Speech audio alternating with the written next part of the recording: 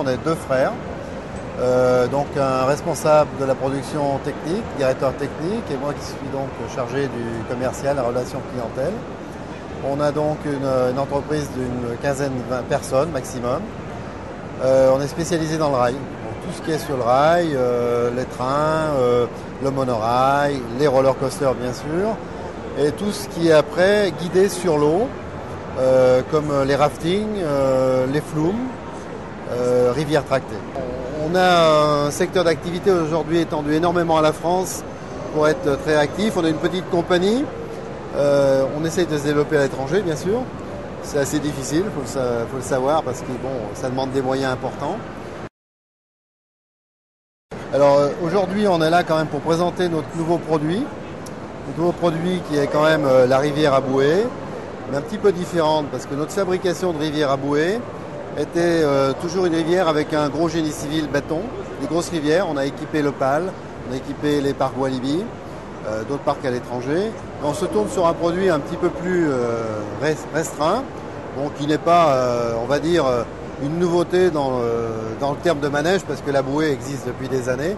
C'est une autre configuration avec une bouée qui a une élévation et des chutes. D'autres concurrents fabriquent ce produit, mais là on veut vraiment un produit français pour que les parcs français puissent s'équiper.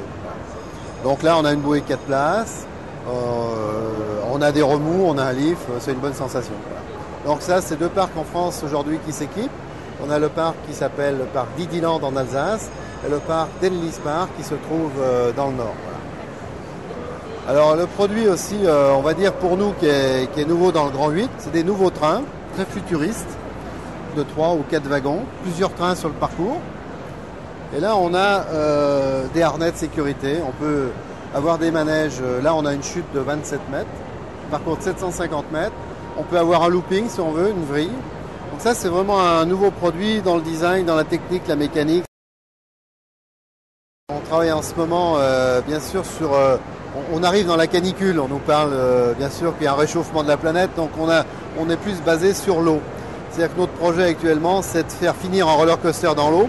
C'est déjà fait par des concurrents, mais peut-être, on va dire, d'innover surtout sur la France, parce que bon, c'est un produit qui est quand même plus vendu à l'étranger, mais on a quand même ce désir de développer ça. Voilà.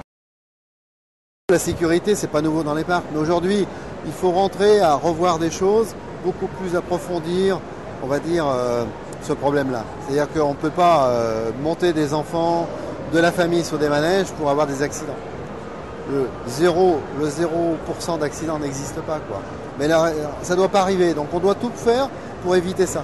Pour ça, il faut plancher, il y a des réunions qui se font. On essaye. Ce que je regrette par contre, c'est que les constructeurs ne soient pas assez demandés dans ces commissions de sécurité, qu'on ne s'assoie pas autour d'une table en tant que constructeur. Voilà.